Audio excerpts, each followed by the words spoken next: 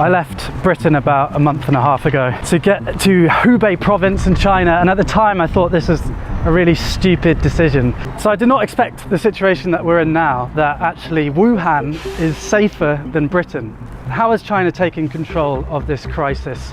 Well, I've been living in Shanghai with Wuming for the last 3 weeks. I want to show you a bit of an insight into life here in China at the moment, and in particular 3 things the Chinese government have done to control the crisis that I think would be pretty hard in Britain. It's not all sunshine and daffodils. I'll talk a bit about the darker side at the end of the video. The Chinese government collect an immense amount of data about their citizens, and they're using it in novel ways to tackle the coronavirus.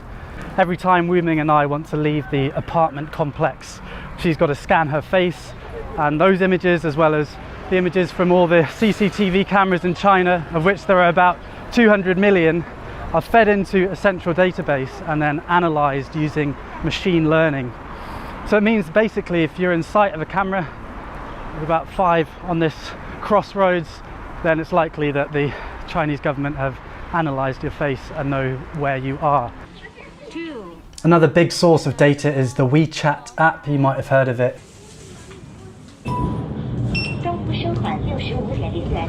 So that's WeChat. It's social media and your debit card all rolled into one super app, which is really convenient, but obviously also tracks. So the state know where you are, what you've bought, and what you're saying to friends. That's just the status quo, and the Chinese people generally know about this. The images you see are actually from the state media. But they're using this data to try the highest tech epidemic control ever attempted. So if you get ill in China and you go to a hospital, the hospital will register with the authorities, and the authorities will pull your name down from this big database. And they have an algorithm that will be able to tell you all the different places that you've been in the last 14 days and all the people that you might have been in contact with. So the bread that you bought with the WeChat app, the baker now will be notified that they have to self-quarantine for 14 days.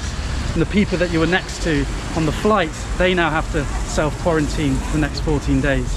Every single citizen has a code, red, amber or green. I guess you are yellow. Why? Why?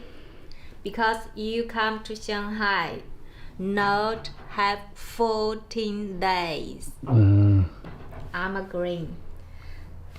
Safe. But if I'm yellow, shouldn't you be yellow? No, just you are yellow. Maybe next week you are green. Good. Some city only green. You can drive car on the road. If you the other colors, you can't drive on the road. Yes. This does seem to be working because you can identify and contain hotspots before they get out of control. And it means that people can continue working if they're not at a risk of contamination, and then self-isolate if they are. We're in Shanghai, which is about 500 kilometers away from Wuhan, and the city's been locked down for months now. I mean, it's beginning to come back to life a bit.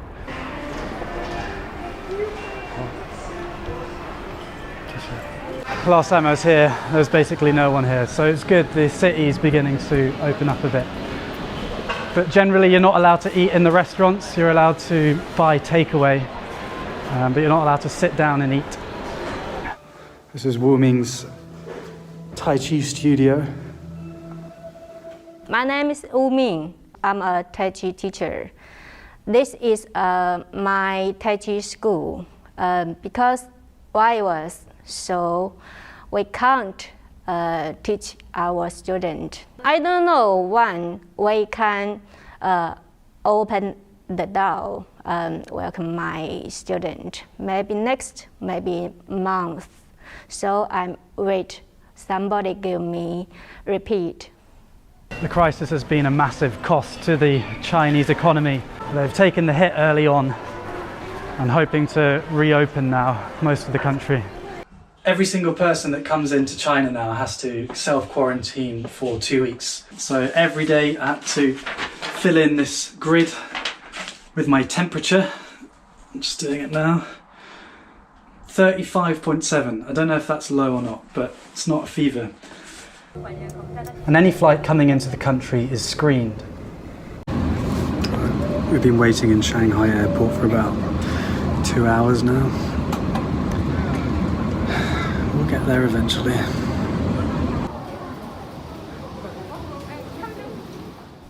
Compare that to Britain, where many flights left Italy, the centre of the European outbreak. On arrival, not even temperatures were taken. Controls were even tighter in Wuhan and Hubei, where you basically weren't allowed to leave the house, and you could only drive with a special permit. It's been the most aggressive disease control attempt ever in history. And it does seem to be working, because if people stay at home, the only people they can infect are their families, and then the transmission of the virus stops. So complete lockdown, tracing those with the virus with big data, and the glue that holds it all together is the intense promotion of social solidarity. The government have framed this as a people's war against the virus. There does seem to be a coming together of China. For example, 20,000 medical workers flew into Wuhan to help with the crisis. There's moving images of the doctors, both male and female, having their hair cut because supposedly there isn't time to shower. These messages of solidarity are all over social media and big adverts like these. 加油中国 We do it. Overcoming the epidemic requires collective action and personal sacrifice, like not panic buying and staying at home when you're told to. And the Chinese state has tools like these, screens in every public space, as well as controlling social media, and that has meant that the Chinese populace has complied with the requirements to control the virus, and not only comply but feel proud about it, at least on the whole. Comparing these bold actions of the Chinese state against Britain's response, which has been wash your hands, it could make Western democracies look impotent, and that's certainly the narrative that the Chinese media are pushing. But as you've probably thought to yourself watching this video, there are downsides to these policies. I'm not going to talk about them. I'm in China to share their ancient philosophy and Tai Chi and all these wonderful things about China, and I don't want to risk anyone around me.